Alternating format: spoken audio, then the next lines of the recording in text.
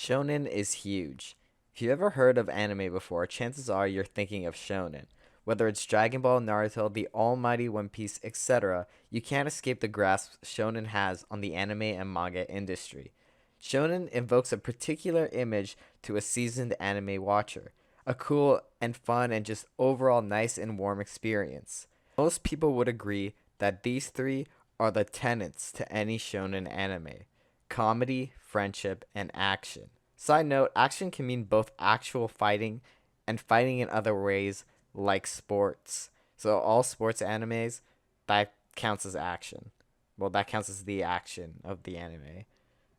Friendship and action are the most important of the three tenets. In recent memory, there's two shonen anime that have made waves: Blue Lock and of course Jujutsu Kaisen. These two, like all the other shonen anime, share these three tenets: comedy, friendship, and action. But hold on a minute. There's something behind the shonen mask that these two wear, something completely unexpected. These two shonen anime are anti-shonen. Both Blue Lock and JJK, but more importantly JJK, subvert your expectations of what shonen anime is. They lull you into a nice, comfortable embrace and then rip you out of it into a world where the principles of shonen are violated. Now, both JJK and Blue Lock have the comedy and action part of shonen down. It's what they do with the most important tenet, friendship, that destroys the essence of shonen anime. Let's start with Blue Lock because I believe it's like a proto anti-shonen show, where you can see the beginnings of subverting the genre. Right off the bat, Blue Lock's entire raison d'etre is anti-shonen. It's a show where they take 300 young, aspiring strikers and lock them in a facility where only one will come out with the dream of playing for the Japanese national team. This isn't a scenario where a group of friends overcome the odds. It's a cutthroat competition where one will win and crush the dreams of 299 of his peers for the rest of their lives. In Blue Lock, getting cut from the program results in being banned from being able to play for the national team. Throughout the show, it is highly expressed and encouraged that you need to be selfish and egoist in order to win. For crying out loud, the guy running the program is literally named Ego. In the very first episode, the main character Isagi is in the prefecture finals with his school's team. They're behind by one goal, and my boy Isagi is run up the field with the force of 1,000 suns. He's beating the defenders, he's on a breakaway, just him and the goalie. His teammate, that's open, calls out to him for a pass. Isagi is now unsure of what to do. His coach yells at him to remember it's all for one and one for all, as in pass the freaking ball.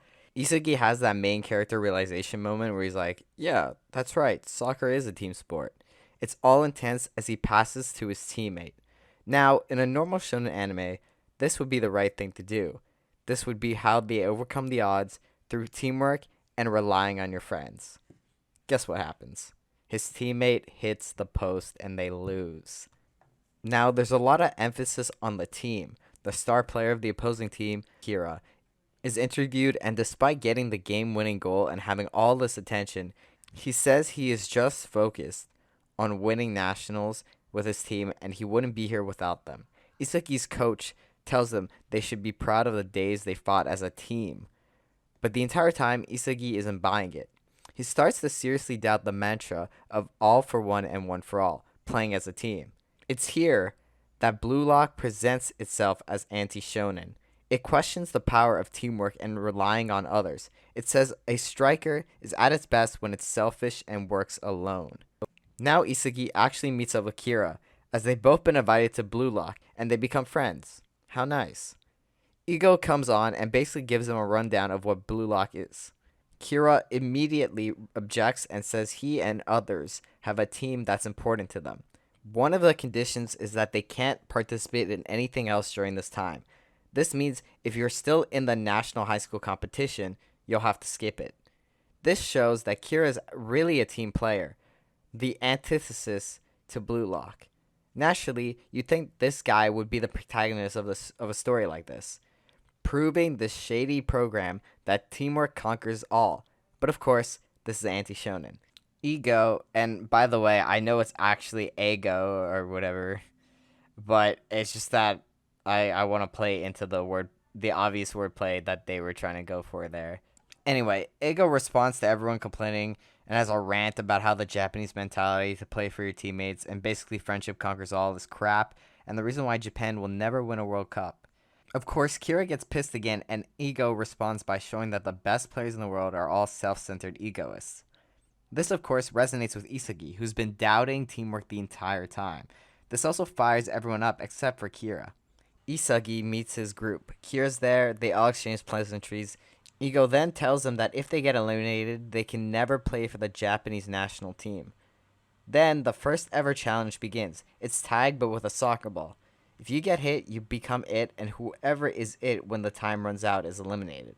The mood turns as the reality of the situation sets in, but Kira is set in his beliefs to prove Eigo wrong. People start using underhanded tactics, and Isagi is stuck being it. After genuinely tweaking eternally and not wanting to lose his dream, he's presented with a chance. The monk guy that screwed him over and is the lowest ranked player hurt his leg and now can't move. He's an open target for Isagi. Isagi ponders on the moral dilemma of sacrificing this dude's dream for his own, but he quickly falls in line with Blue Lock's thinking. However, he takes it one step further. Inspired by Blue Lock, he wants to be the best player in the world, so he decides that he has to beat someone stronger. It won't be enough to beat the worst guy there. Bachira immediately becomes interested in him and agrees. Bachira takes the ball off of him and becomes it. He targets Kira. Kira and Bachira duke it out, and just as time is running out, Bachira bicycle passes it to none other than Isagi, who cold-bloodedly hits Kira with the ball to eliminate him. This sets Blue Lock's message in stone. Screw friendships, better yourself, and consume everyone else. After I watched the first episode, I was hooked. It took a massive middle finger to the essence of shonen. Now, the reason I consider this proto-anti-shonen and not anti-shonen was because it can't fully let go of the friendship and teamwork aspect of shonen. Now, there's moments where Isagi becomes friends/rivals with people on his team, and there's times where you have to work together with others, but I'm not nitpicking that since the general essence is still to be self-centered. I'm focusing on a very specific moment that totally destroyed Blue Lock's own philosophy. So Isagi's group is formed into a team, Team Z, and are pitted against the 4 other teams in their building in a round-robin tournament.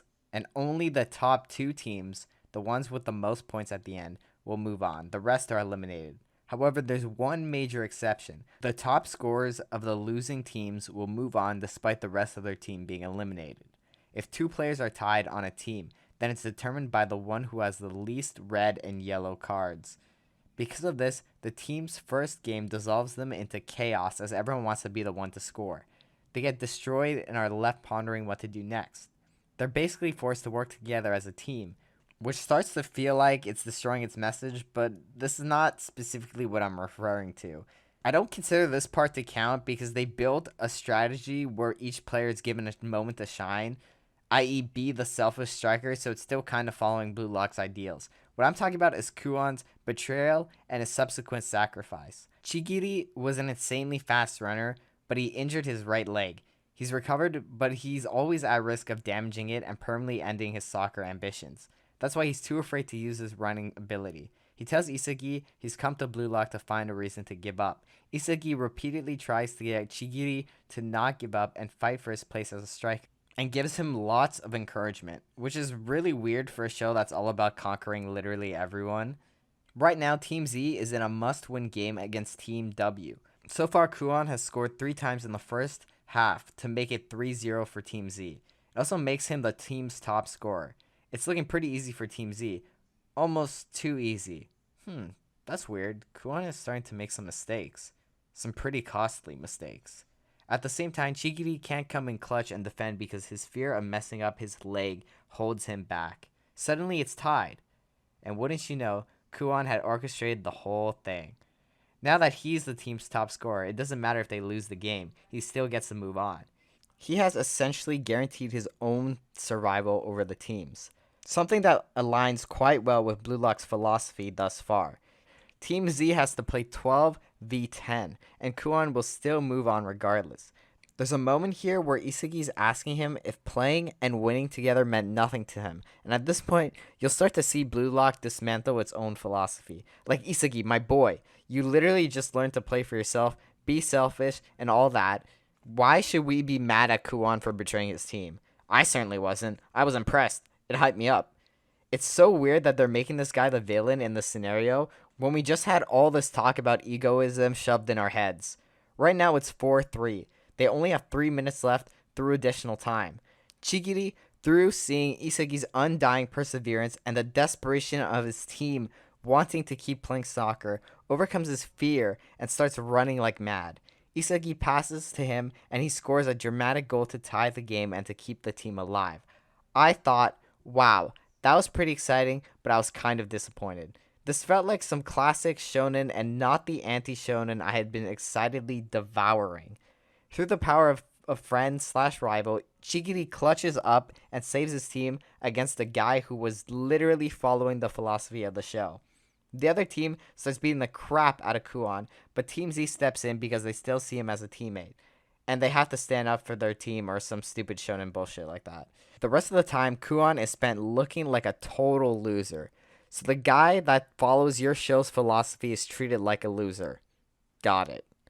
Even Ego, the guy that was sprouting all this crap, decides to just tear into Kuon.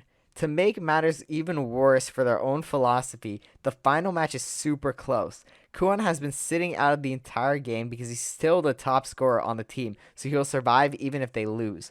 But no, in classic shonen fashion, Kuon literally tackles the opponent before he scores.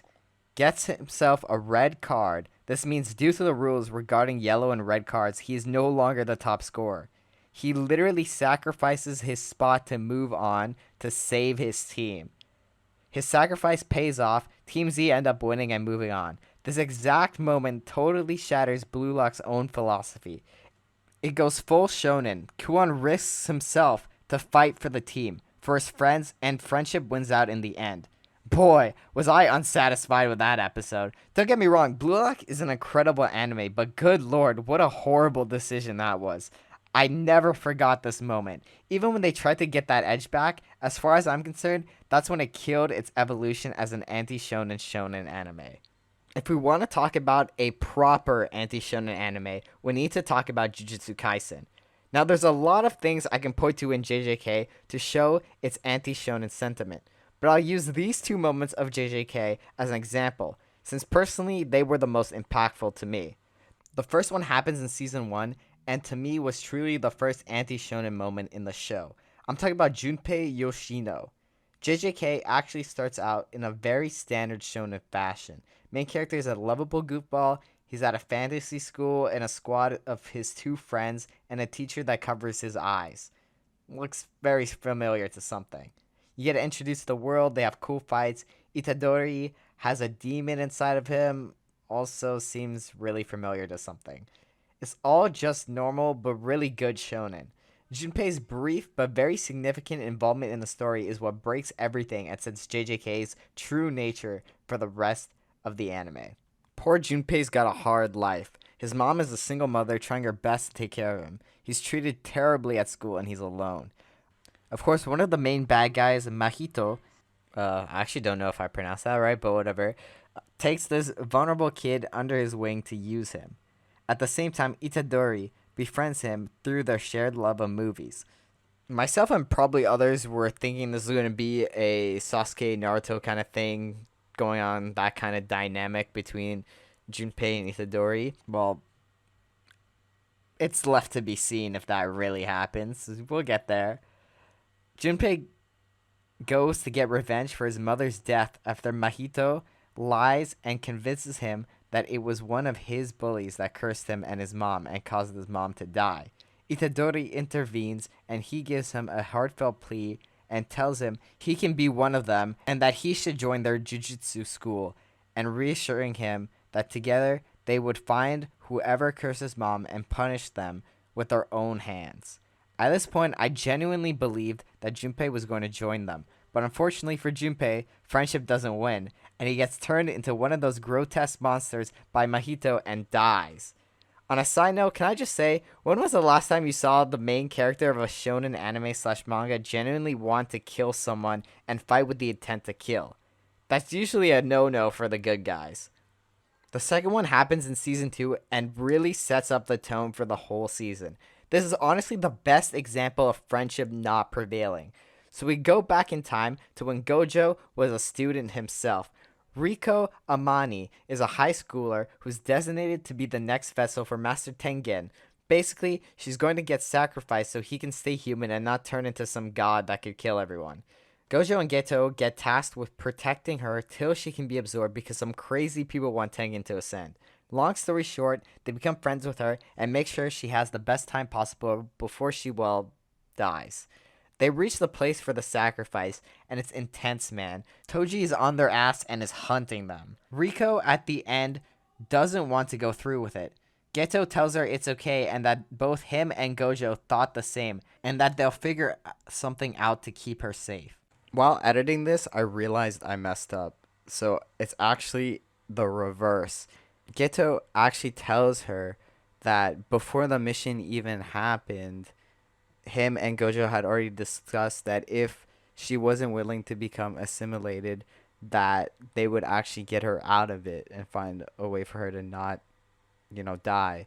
And then he asks her if she doesn't want to go through with it, and then she actually admits that she does not want to go through with it. And yeah, I messed up there. Sorry. Now this is peak friendship conquers all. They are willing to circumvent the rules and a task given to them so that they can save their friend, and they're willing to fight for her. I'm talking like seriously risk their lives for her. I mean, this is shonen, so surely they pull through. Oh, damn. Riko gets a hole blasted in her head. Gojo seems to be dead, and the maid she treated like a mom is dead.